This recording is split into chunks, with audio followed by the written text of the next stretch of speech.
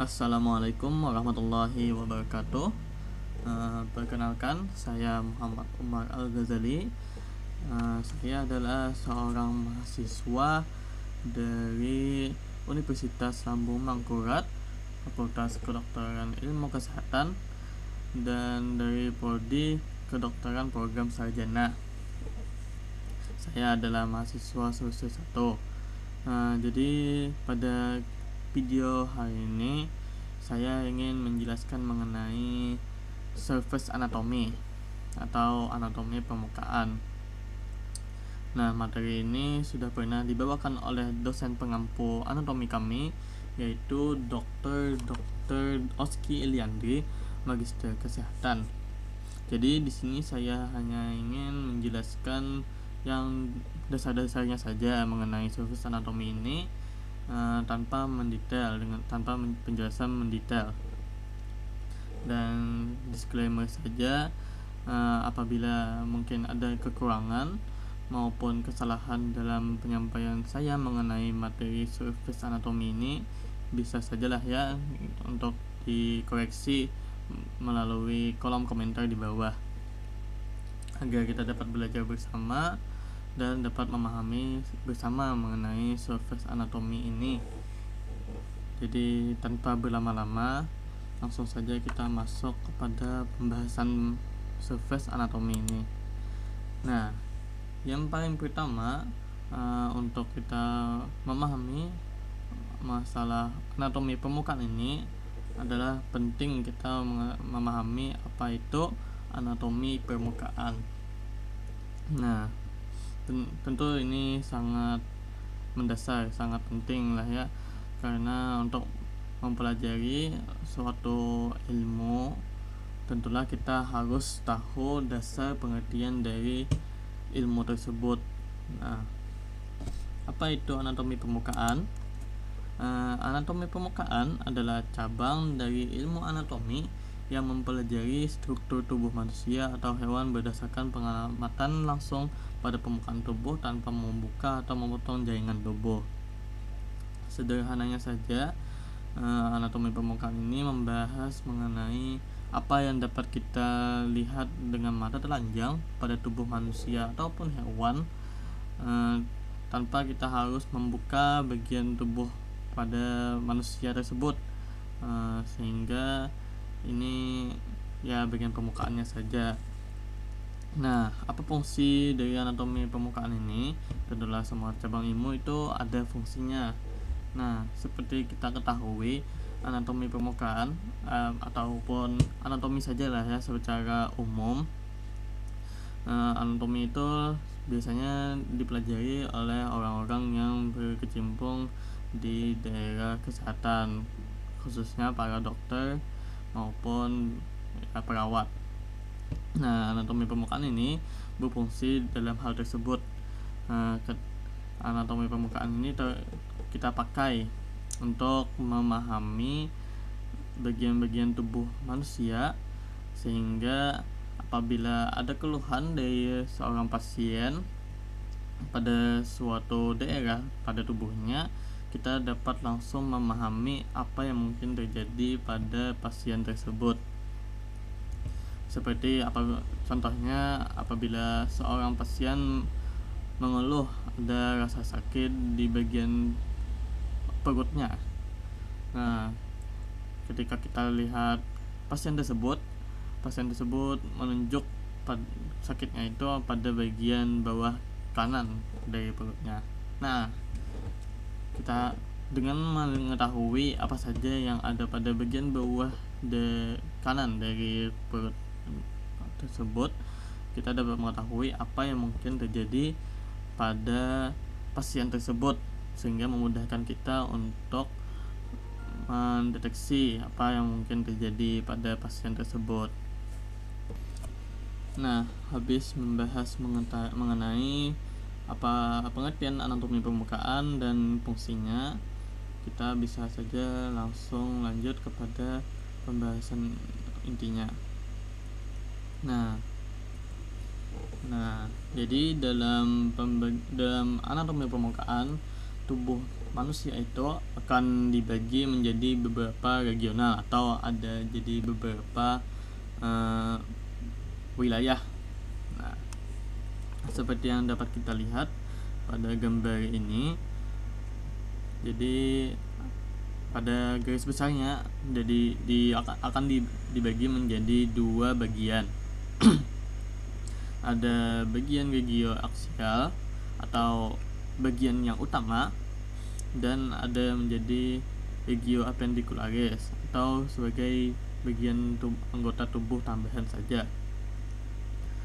Nah, yang penting atau yang menjadi bagian utama dari tubuh itu sebenarnya ada 5 lah ya. Tidak kita tambah ada jadi 5 dibandingkan dari foto ini.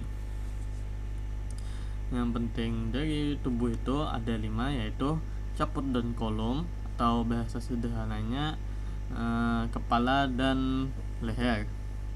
Kemudian ada toraks atau bagian dada, ada abdomen atau bagian perut, kemudian ada pelvis atau bagian selangkangan yang berhubungan dengan genitalia seseorang, dan ada perineum atau tempat di mana kita mengeluarkan hajat besar kita, tempat kita BAB lah ya.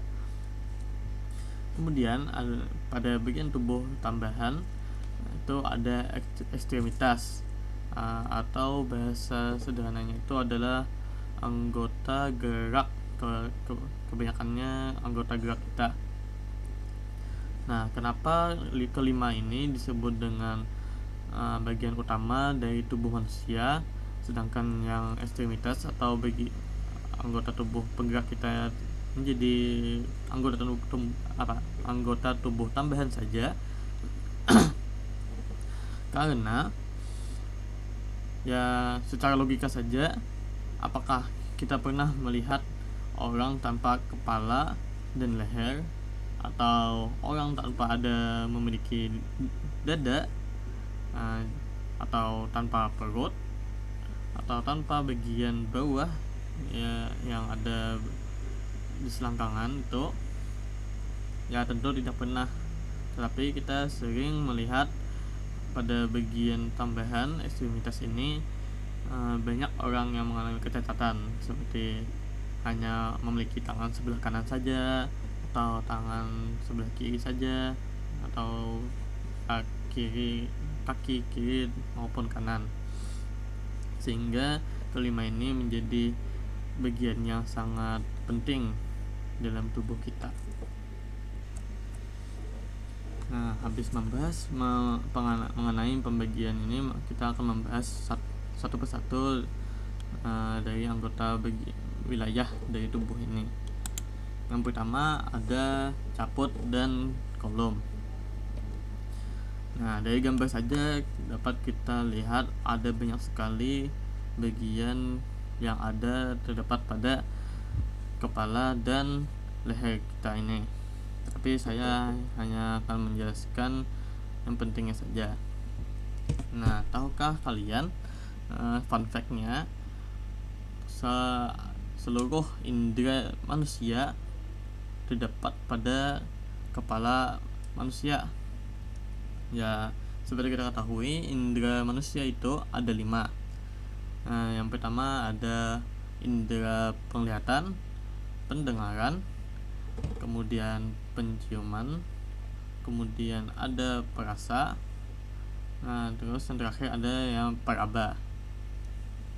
4 dari 5 indera manusia tersebut hanya ada di bagian kepala manusia, seperti penglihatan dengan mata, kemudian pendengaran dengan telinga, penciuman dengan hidung, terus pengecapan dengan lidah yang ada dalam mulut, kemudian satunya lagi yaitu peraba, yaitu dengan kulit, di mana tidak hanya di kepala saja tetapi juga ada pada tubuh kita. Jadi kita akan membahas mengenai indera-indera manusia ini yang ada terdapat pada kepala. Nah, pertama itu ada hidung dan lidah. hidung dan lidah ini kita gabungkan saja karena pada gambar ini langsung terdapat keduanya. Berfungsi untuk penciuman dan perasaan, merasakan rasa. Jadi cara kerja dari hidung adalah ketika kita menghirup suatu bau akan terdapat molekul-molekul bau yang juga ikut terhirup. Nah, ketika masuk partikel-partikel bau tersebut atau molekul-molekul bau tersebut nantinya akan naik dan mencapai rambut-rambut reseptor yang ada pada hidung. Nah, begitu molekul-molekul tersebut diserap oleh reseptor ini, maka itu akan mengantarkan sinyal berupa listrik yang akan disampaikan kepada otak sehingga kita dapat mengenali bau apa yang kita baru saja kita hirup.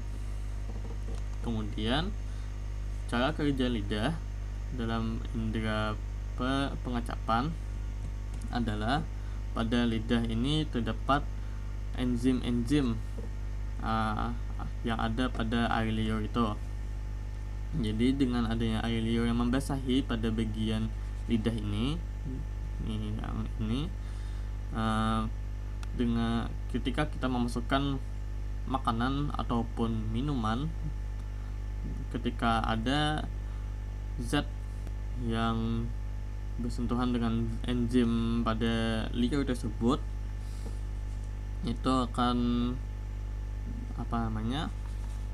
menyatu atau ya akhirnya bisa terdeteksi.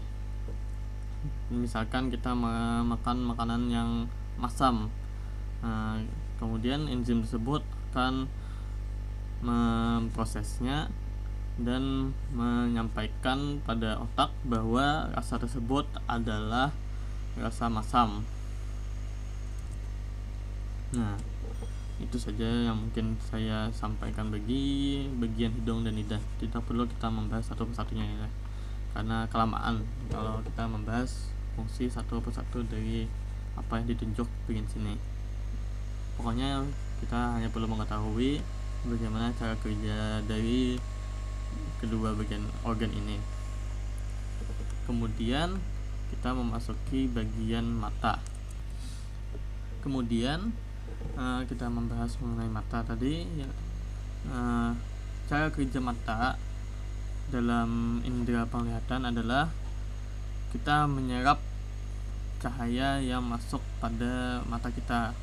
Pertama, cahaya tersebut akan mengenai kornea.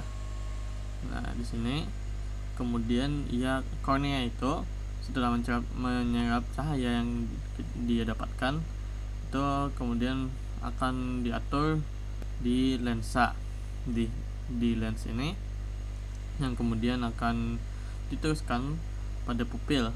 Nah, pupil ini adalah bagian hitam pada mata kita, hitam ataupun warna yang lainnya seperti biru dan hijau. Walaupun biru dan hijau itu termasuk langka, jadi biasanya hanya ada warna coklat ataupun hitam. Nah, setelah cahaya mengenai pupil, sebenarnya ada iris yang membentuk untuk menyesuaikan jumlah cahaya yang masuk pada pupil ini. Selebihnya cahaya tersebut nantinya akan masuk ke belakang mata dan diproses oleh serabut-serabut ini atau apa namanya reseptor ini yang ada di sini, dan kemudian informasi dari cahaya tersebut akan disampaikan kepada otak sehingga kita dapat melihat apa yang di depan kita. Lanjut, di sini ada telinga. Cara kerja dari telinga ini adalah dengan masuk getaran suara melalui daun telinga, ini bagian sini. Nah, ketika getaran suara tersebut mengenai daun telinga, itu akan memantulkan dan memusatkan getaran tersebut untuk masuk ke dalam rongga telinga di sini. Masuk ke dalam rongga telinga, kemudian getaran tersebut akan mengenai gendang telinga atau eardrum. Kemudian getaran yang diterima oleh gendang telinga ini akan disampaikan ke, biasanya ini rumah siput lah ya, untuk diproses dan menjadi listrik yang nantinya akan disampaikan kepada otak, dan otak akan mengenali suara apa, getaran apa yang masuk pada telinga tersebut. Kemudian ada kulit.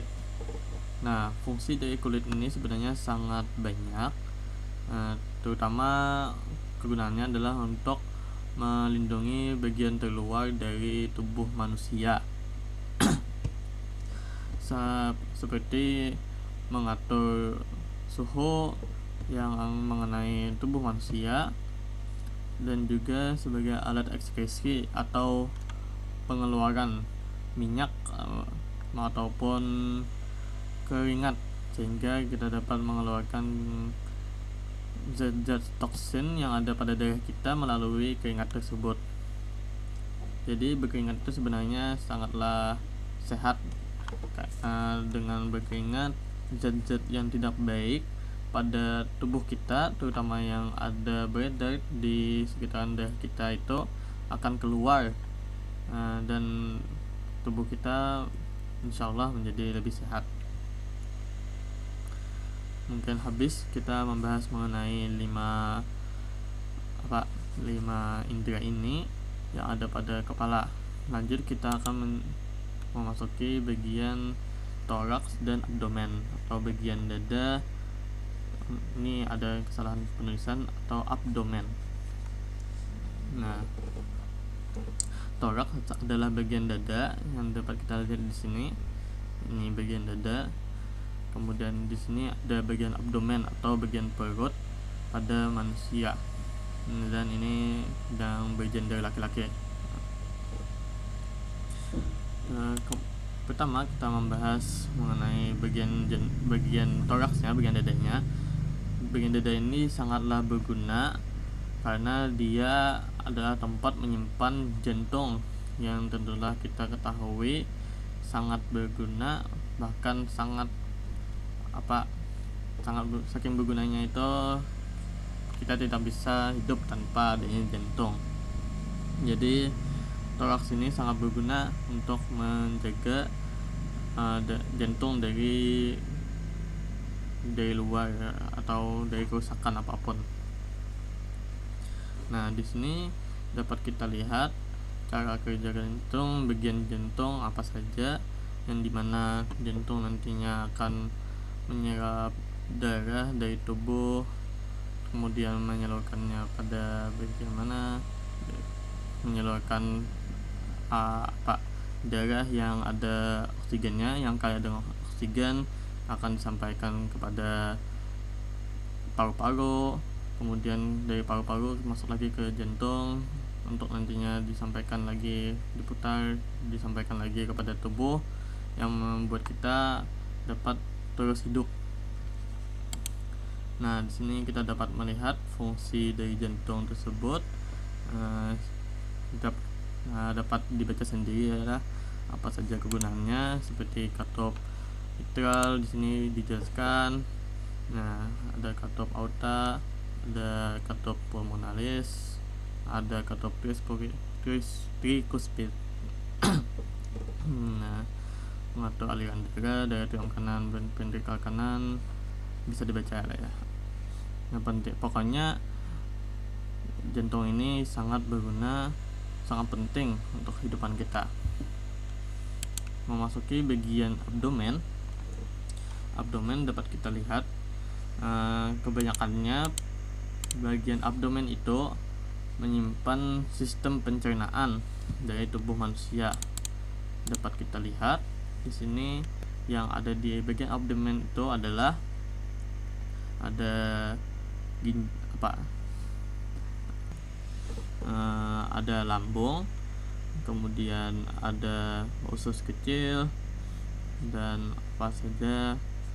Nah, ini bagian abdomen, kebanyakannya adalah sistem pencernaan.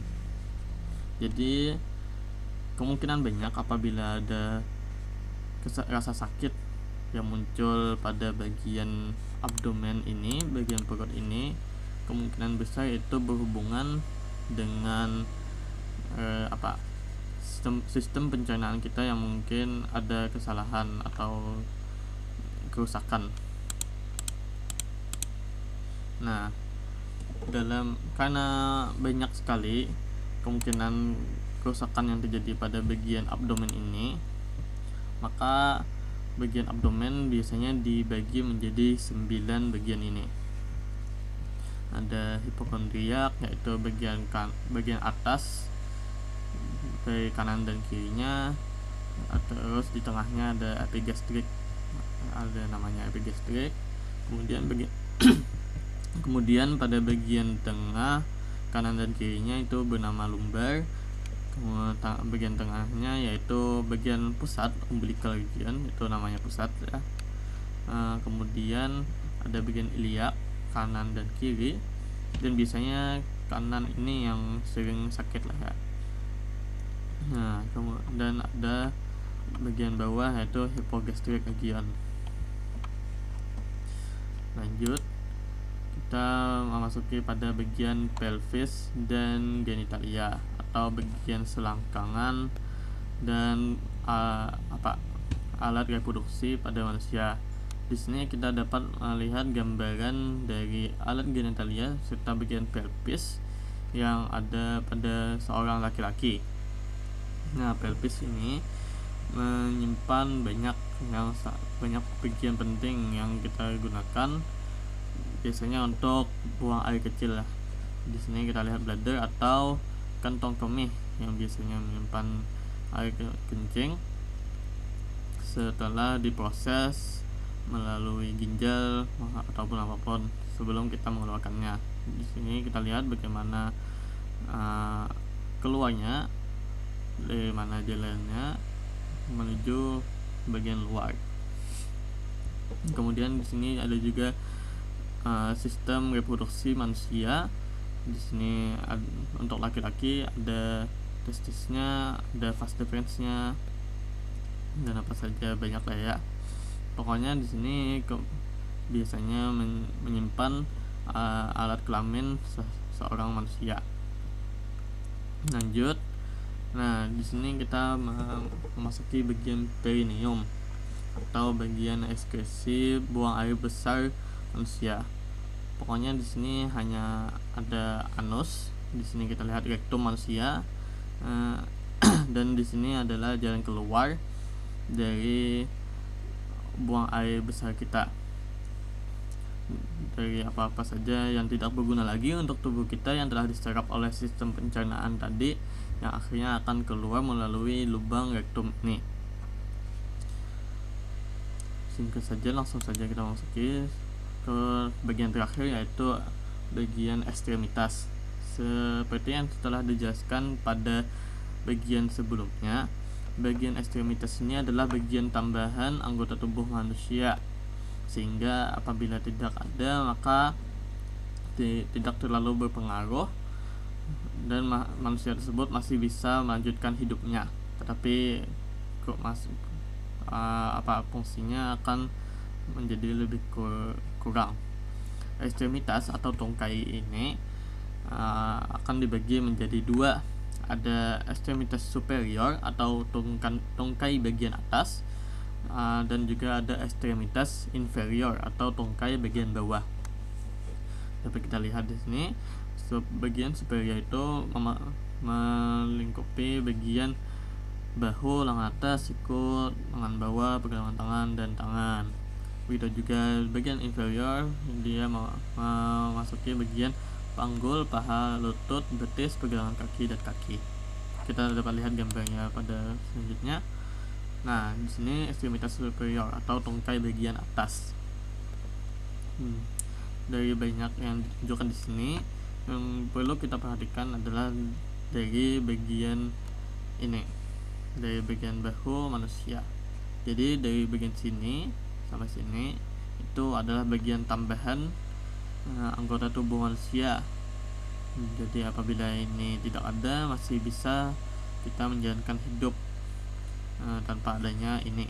Tetapi ya bagian ini sangatlah berguna karena ini khususnya tangan sangat membantu kita dalam bekerja untuk melakukan sesuatu.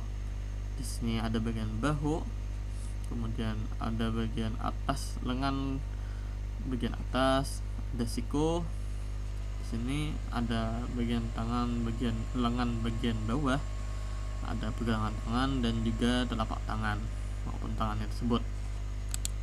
Lanjut, kemudian ada ekstremitas inferior, yaitu bagian kaki. Nah, itu dimulai dari panggul sini. Kita lihat lagi, ada panggul, paha, lutut, betis, pergelangan kaki dan kaki. Di sini ada panggul, kemudian sini ada paha, ada lutut, terus di sini kita lihat bagian betis, pergelangan kaki, dan kemudian kaki itu tersebut. Ya. Dan semua ini sangatlah berguna untuk kehidupan kita dan sangat berguna juga untuk kita ketahui apabila kita mendiagnosa seorang pasien dengan keluhan pada bagian-bagian yang telah kita jelaskan tersebut.